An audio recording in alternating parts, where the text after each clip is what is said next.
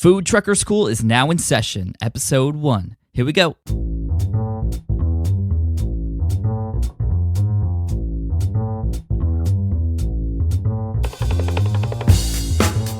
Hey, what's up, food truckers? This is Pat Flynn, your host, and I'm here to help take your food truck business to the next level.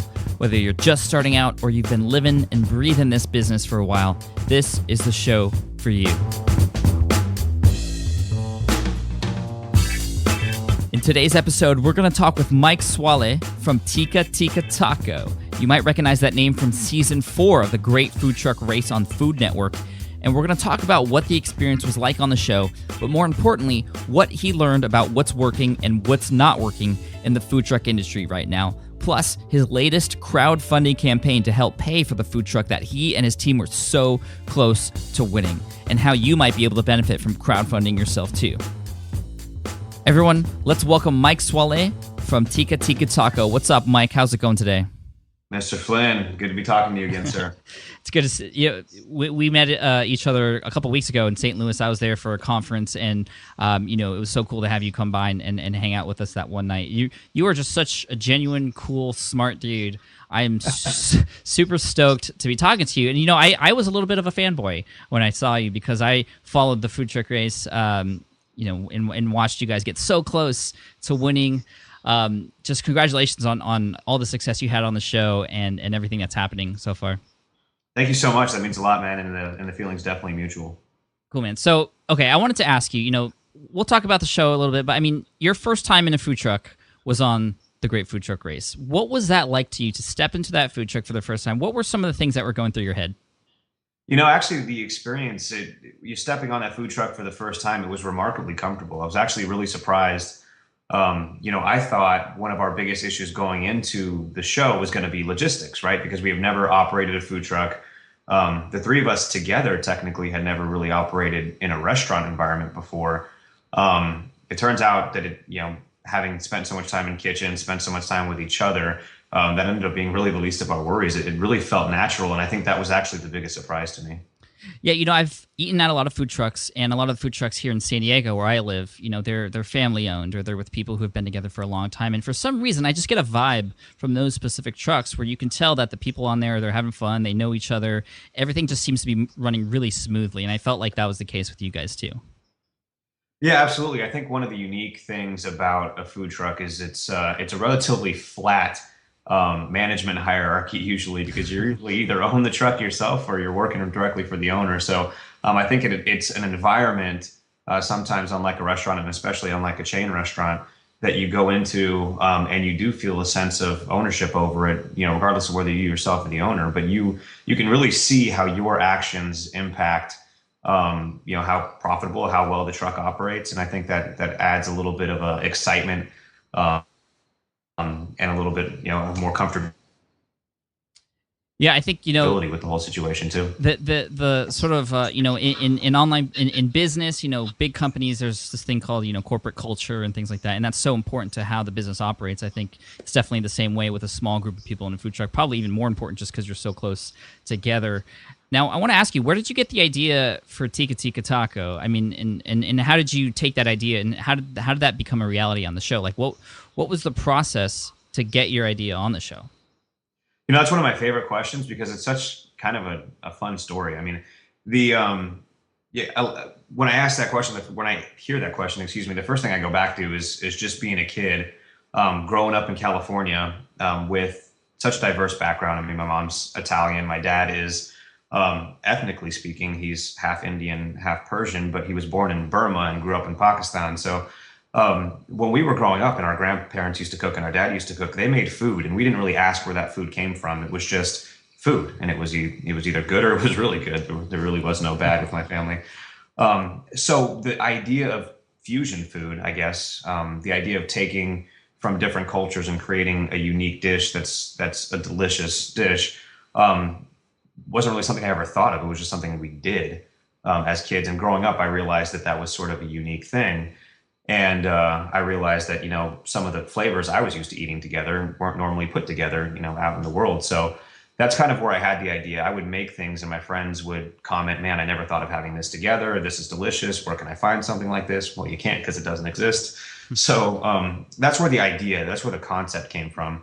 And we had turned to crowdfunding to turn that idea into what we saw as the shortest route from A to B, from having this idea to having a restaurant. St. Louis has a great food truck culture. We happened upon a food truck event. My brother and I kind of fell in love with the idea, thought that this could be the vehicle, quote unquote, to bring this idea to reality. And so turned to crowdfunding to try to get a truck, and we didn't, but the casting producer for the Great Food Truck Race somehow happened upon our video, and said, hey, you guys look like a bunch of idiots that know how to have a good time and maybe make some good food. You guys should come on this show. So you didn't actually reach out to them, they reached out to you? In this case, that's absolutely true, yeah. Wow. Is that how, do you know if that's how the other trucks got on the show too, or is there like an application process, do you know of? Yes, there's absolutely an application process, and we had to still go through a very, very, very rigorous application process. I think they reached out to us in February, and we didn't find out until 3 months later whether or not we actually made the show, because we still had to go through all the steps as well. From speaking to the other participants in the race, it doesn't sound like I don't remember if there were maybe one or two other ones that Food Network actually reached out to. I think the other ones applied on their own, for the most part. But yeah, there was quite the selection process. Nice. That's so awesome. Now let's talk about sort of running a food truck a little bit. And, we also got to see you and your team run the food truck. A lot of people see food trucks around, it's a really growing industry now, as we all know. And I know a lot of people, even myself, think, okay, maybe I could start a food truck. And, we see them stopped outside a curb, serving food, making money, serving food, making money, serving food. But of course, it's much more than that. What are some of the big things that happens behind the scenes that anyone who is thinking of starting a food truck business should know about? Sure. The way I approached the whole scenario, and you run into challenges every single step of the way. So I'll start with the first challenges that I ran into. It really is licensing. And depending on what city you're in, licensing will either be a great challenge or a tremendous challenge. I don't think there's too many cities out there that really make it easy at this point. And St. Louis City actually represents a very small part of metropolitan St. Louis, and each little township, each little city has its own licensing requirement. And so that's a big challenge here as well, is if you're going to operate in St. Louis City versus a town where I live like Chesterfield, or a town where I work like O'Fallon, you have to get a separate license for each one. And that's something a restaurant doesn't have to deal with, because a restaurant's going to stay put, whereas a truck, you would really hope to be in one different area on any given day.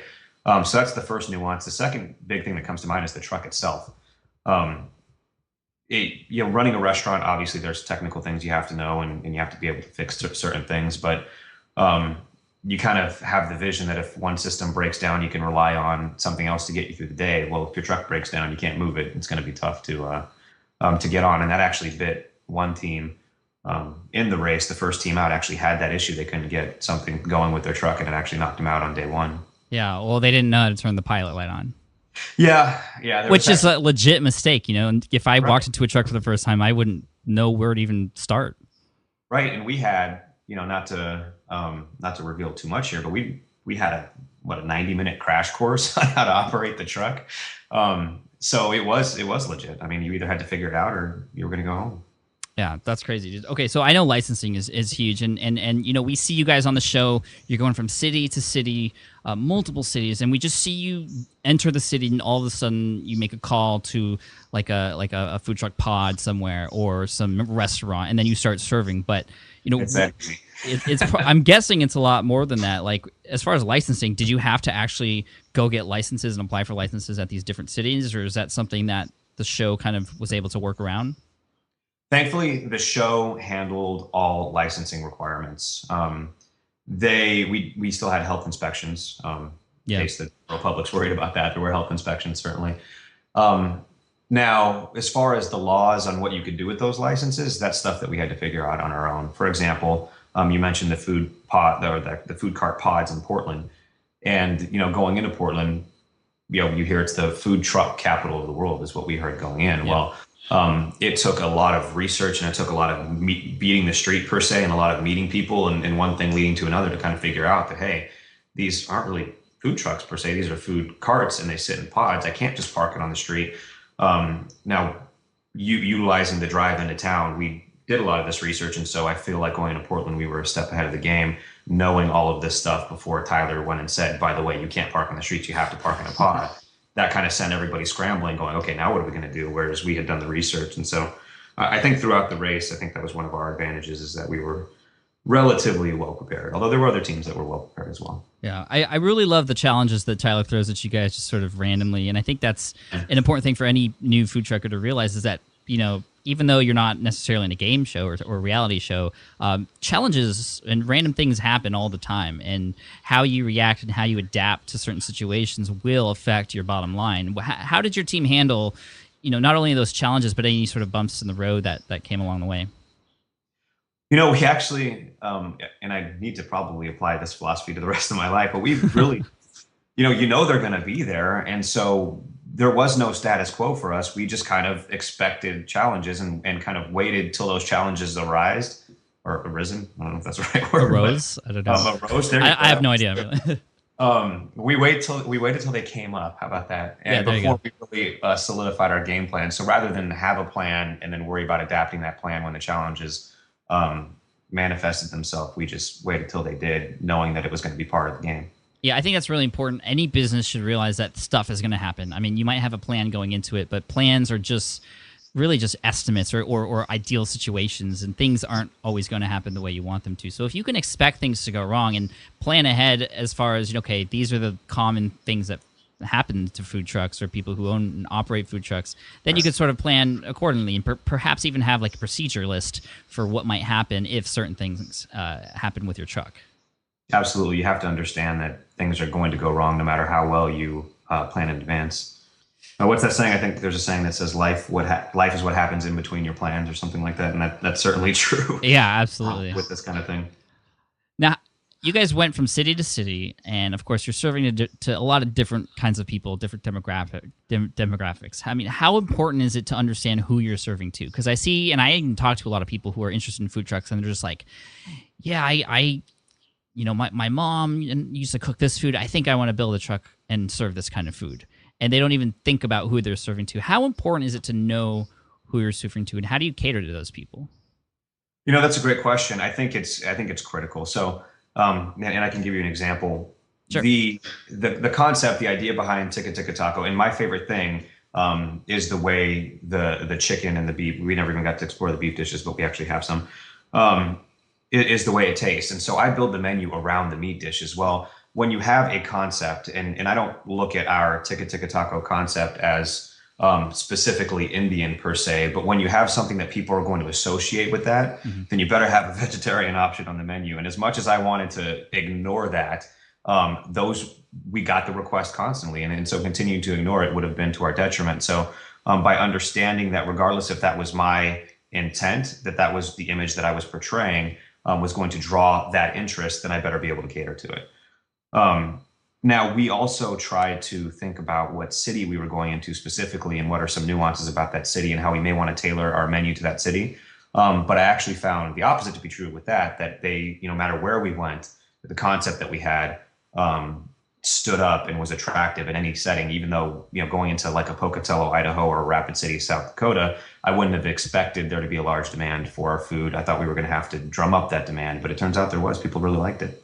Yeah, I mean, I know when I go to food truck, gatherings here in San Diego, I like to explore and try different things. So a lot of people try to cater to specific types of people when what the big idea here is branding and how you promote. And what I love about you, Mike, is that a lot of times on the show, we would see you out on the street, not like begging people to come to your truck, but like talking to people and getting to know who was there to try and get them to come to your truck. I mean, a lot of people wouldn't do that. What gave you the idea to do that? And do you think that's even something that I whenever I go to these food truck gatherings, I never see people out of their truck. They're always in there. But as far as going out to the public and talking to people, did that work? And is that something you recommend?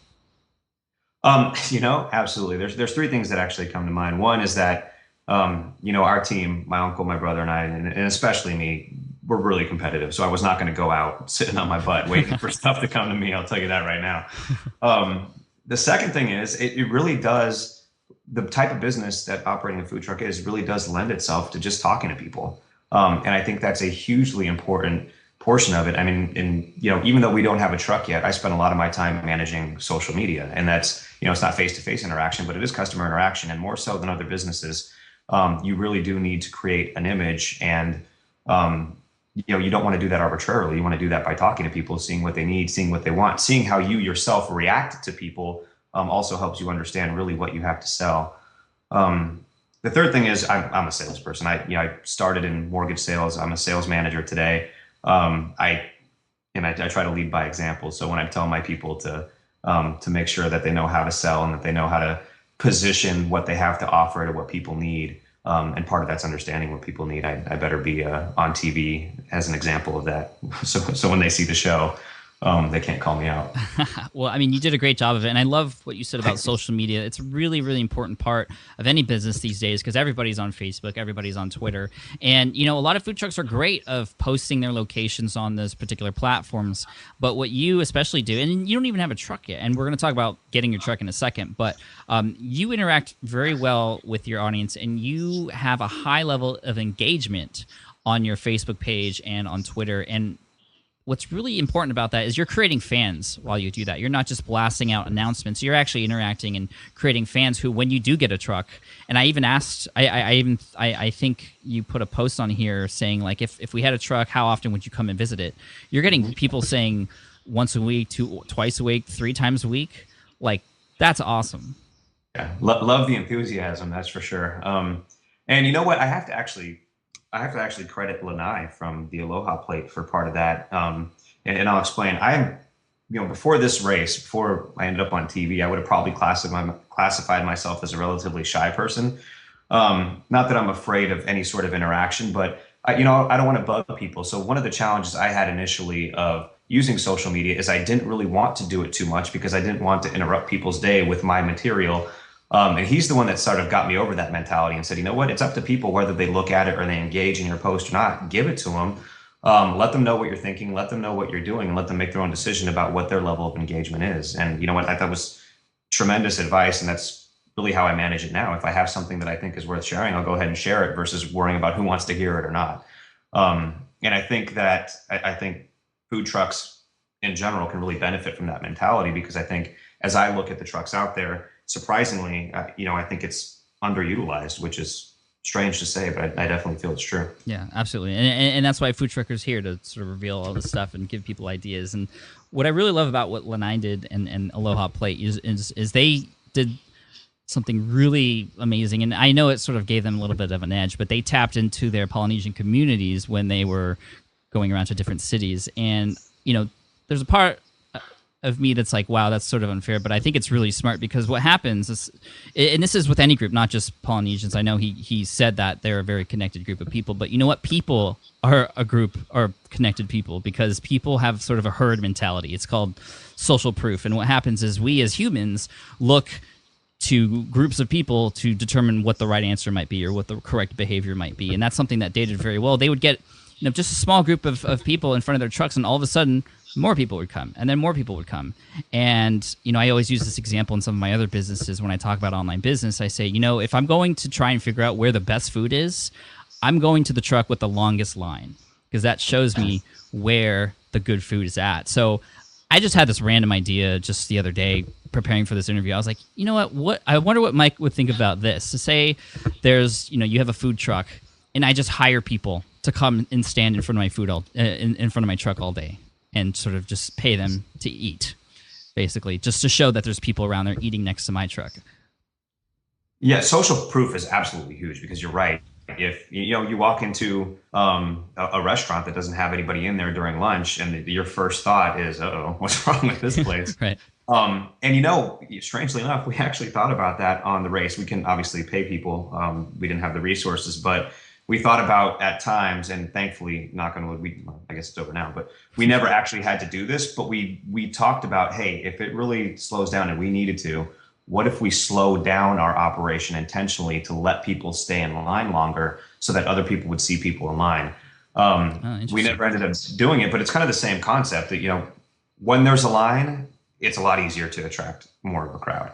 And we definitely found that people either came in droves and saw people in line and then stopped.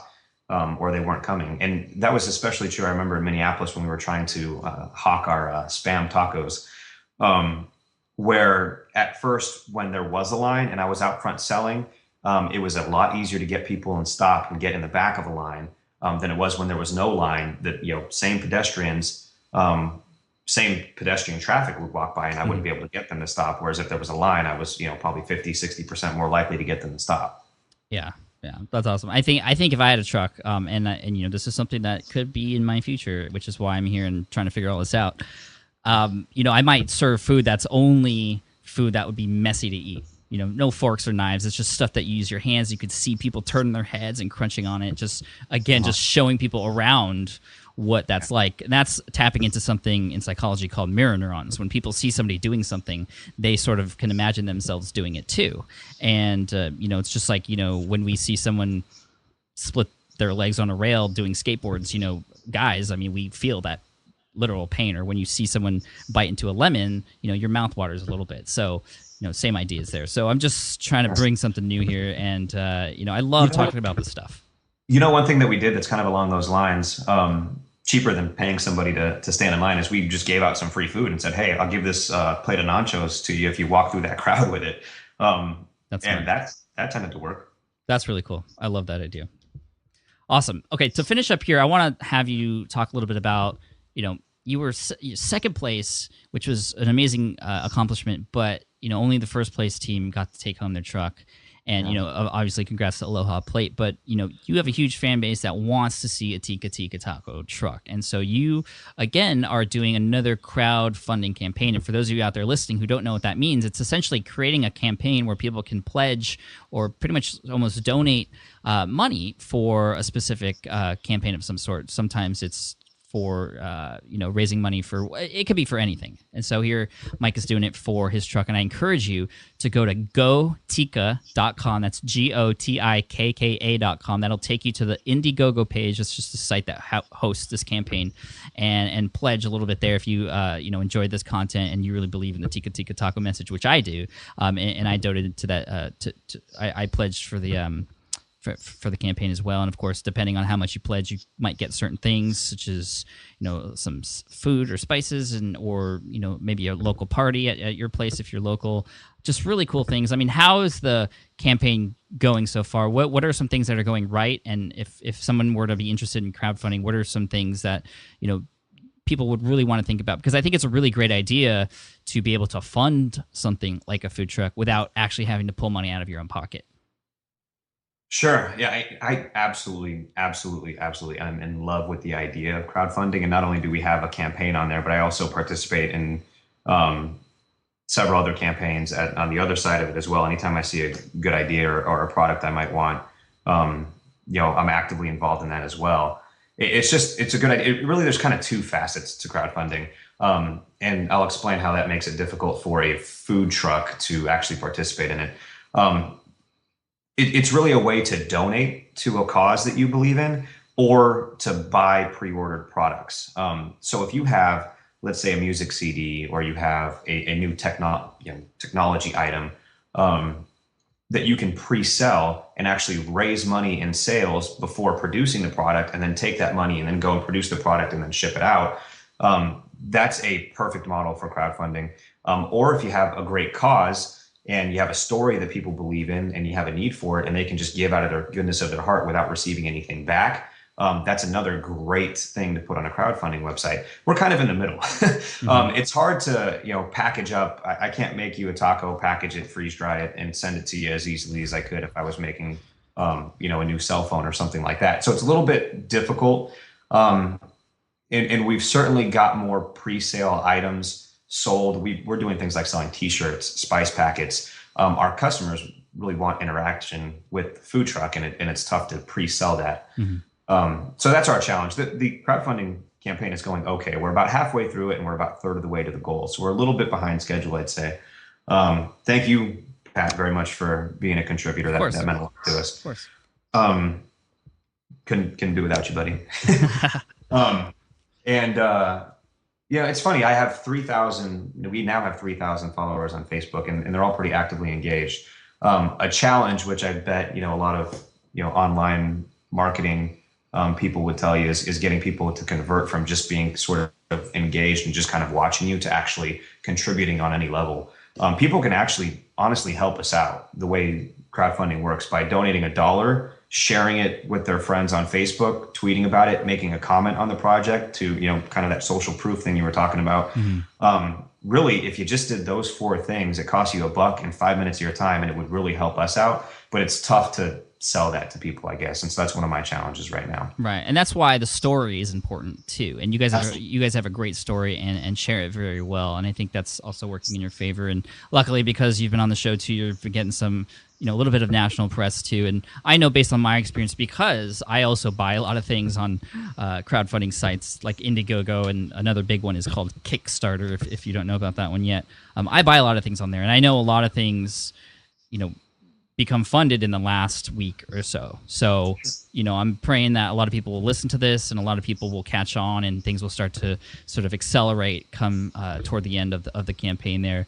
And, I fully support you guys. I hope everyone else out there does there too. So again, if you want to go and check out what you can get for donating either $1 all the way up to $5,000 or more, you can go to gotikka.com, GOTIKKA.com. And last thing I want to ask you, Mike, before we take off is, any final tips for those who are interested in starting a food truck business? What would you say to me if I was like, hey, dude, I'm going to start a food truck business. What's 1 or 2 things that I should make sure I do? Sure. Real quick on the stuff that you can get for donating on our Indiegogo campaign. If there's stuff out there that people want and they don't see, feel free to drop me a line, make a comment that says, hey, I wish I could pledge this amount and get this. Pretty flexible, like new ideas. So feel free to be engaged in that. I want nachos. Yeah, if there was a way. We do sell the spice package, which are actually pretty popular. I think it's probably our most popular thing. Little self-help kit, make it at home. Yeah, that's awesome. And I want to make another comment. I really, really, really actually like the idea of FoodTruckr, because you're asking, what are the 1 and 2 things as somebody wanting to get into the industry? What do you do? Well, right now there isn't a sort of centralized, here's what you do, here's how you do it, location for people to get questions like that answered. And so I love the idea of FoodTruckr, that you have that resource. And so that'd probably be step 1. Thank you, Mike. I really appreciate that. I was interested in starting a food truck myself, and I was looking out online, and I couldn't find anything. And having success in online business before, I was like, you know what? I'm just going to create this resource. And after getting into this a little bit, it's a difficult industry. I mean, there's a lot of moving parts and pieces and different regulations and licenses and health things for every town. I can understand why this hasn't been created yet, but I'm up to the challenge, and I want to thank you for being the first guest on the show here. Just means a lot to me, Mike. Hey, it's really honestly my pleasure. It's and I'll say one more thing before I get off my soapbox here about this. But this idea just applies to the entire industry. There's one thing I've really, really noticed is you got a lot of people doing the same things in silos and in isolation, and there really could use a lot more collaboration across the industry in terms of trucks working together. I think some trucks partner well, they share resources. But more centralized locations, be it for information online, be it for commissary, be it for, getting your truck cleaned, whatever it is. It's amazing to me that there isn't more consolidation, more partnership in the industry like that. And I think this is a good place to start, and it can really branch off into other areas.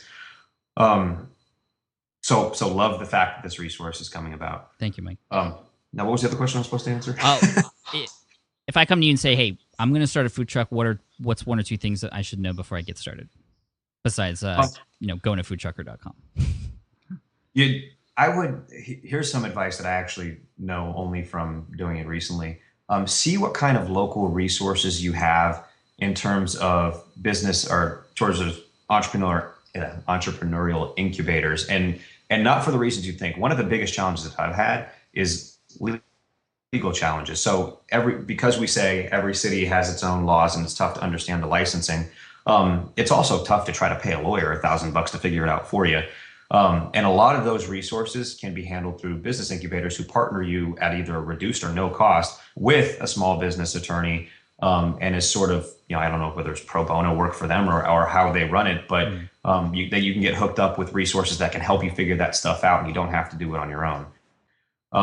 The second thing is, and this I'm leading by example in this as well right now, find a partner if you don't have one that complements you well. Find a partner. If you know the food and not the business, then find somebody who maybe could use your food help but knows about the business, or vice versa. For me, I know the food and I know business, but operating a truck, probably something that I would need help with. So rather than, again, trying to figure it out myself, which I could do, looking for a partner that can help me with that angle as well. And once you have the right team, once you have the right licensing from a legal perspective, I think that sets you off to a really good start. Awesome, Mike. Beautiful tips. Thank you so much again for being on the show. Again, Tikka Tikka Taco. Check them out. Help them out at gotikka.com. Mike, dude, thank you again. Hey, my pleasure. Really is my pleasure. Thank you. All right, take care.